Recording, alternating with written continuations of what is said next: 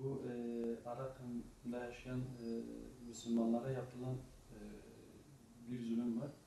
Ve Evet. bu zulüme dünya sessiz kalıyor. Şu anda hiç kimsenin bir sesi çıkmıyor. Bununla ilgili görüşlerinizi alabilir miyiz? Şimdi malumunuz Arakan denilen coğrafya, işte Myanmar veya diğer adıyla Burma. Burada yaklaşık 4 milyon Müslüman var. Bunların yarısına yakını kendilerine yapılan baskılar dolayısıyla hicret etmek durumunda kalmışlar. Geri kalan yarısı da şu anda bir katliama, kelimenin tam anlamıyla bir soykırıma tabi tutuluyorlar. Ve sizin de belirttiğiniz gibi dünya buna seyirci, sessiz bir şekilde sadece izlemekle yetiniyor. Aslında bunu sadece Arakan Müslümanlarının bir sorunu olarak görmek veya sadece o bölgeye has bir sorun olarak görmek de çok doğru değil. Dünya istikbarı farklı coğrafyalarda kan akıtıyor ve bu kan akıtan coğrafyaların tamamına baktığımızda tek tük istisnalar hariç kanlar hep Müslümanlar. Arakan'daki Müslümanlar da bu bütünün bir parçası konumunda şu anda. Dünya sessiz, dünya neden sessiz? Şimdi Arakan'da Budistler, Hindistan'da Hindular, işte Filistin'de Yahudiler, Afganistan'da, Irak'ta, Somali'de, farklı bölgelerde Hristiyanlar. Hepsi yani sanki Resulullah Aleyhisselatü Vesselam'ın o hadisini doğrular mahiyette, işte küfür tek millettir. Sanki birlik olmuşlar, dört bir taraftan Müslümanların kanını akıtıyorlar.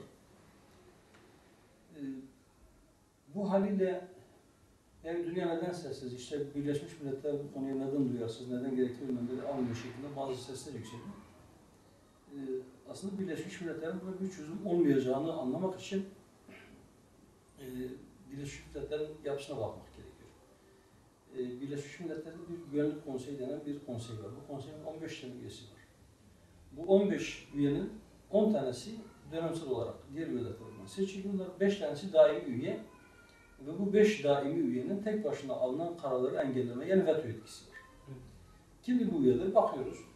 İşte Amerika, İngiltere, Fransa, Rusya ve Çin. Yani elinde nükleer gücü olan gelişmiş ülkeler. Fakat bu ülkelerin 4 tanesi Hristiyan. 3 tanesi eskiden işte NATO blokunun içerisinde yer alan ülkeler. 2 tanesi de Doğu blokunun üyeleri. Yani bir nevi bir denge sağlamak için. Ama bunların arasında İslam dünyasını temsil edebilecek herhangi bir ülke yok. Herhangi bir İslam ülkesi Güvenlik Konseyi'nin daimi üyesi değil ve bunların veto hakkı da yok. Coğrafya anlamda Afrika'nın ve Güney Amerika'nın hiçbir temsilcisi yok. İşte Asya'dan 2 ülke, Avrupa'dan 2 ülke, bir tanesi de Okyanus ülkesinden, Kuzey Amerika'dan Amerika Birleşik Devletleri. Bunlardan 4 tanesi Hristiyan değil ama Amerika'nın aynı zamanda bir Yahudi temsilcisi olduğunu da söylemek mümkün. Çünkü Amerika'da halk her ne kadar çoğunluk olarak Hristiyan olsa da Amerika'da Yahudi lobisinin desteğini almadan bir kişinin başkan olması, hatta başkan adayı olması bile mümkün değil. Dolayısıyla Amerikan yönetimlerinin uyguladıkları politikalara baktığınızda dünyada Yahudi çıkarlarını kendi çıkarlarının bile önünde tutan yönetimler hep gelmekte ve uyguladıkları politikalar da bu yöndedir. Dolayısıyla Müslüman kanının akmasının onlar için herhangi bir şey ifade ettiğini ben düşünmüyorum. Umuyorum ve diliyorum ki yani dünyanın farklı coğrafyalarında farklı dinlere mensup kişiler, topluluklar veya devletler Müslüman kanı akıtıyorlar. İslam alemi bunu görür ve İslam aleminde bu bir uyanışa sebep olur. Müslümanlar da kendi aralarında bir birlik oluştururlar. Eğer Müslümanlar her birisi farklı paktların işte başını batılı Hristiyan ülkelerin çektiği birliklerin üyesi olacaklarına kendi aralarında bir birlik oluşturabilseler, bir İslam birliği oluşturabilseler, bu siyasi ve ekonomik anlamda işbirliğiyle beraber aynı zamanda ortak bir askeri güç de oluşturabilirse, ümmetin bu tip sorunlarına müdahale etmesi, söz söylemesi ve bu tür katliamlara engel olması çok daha kolay olur.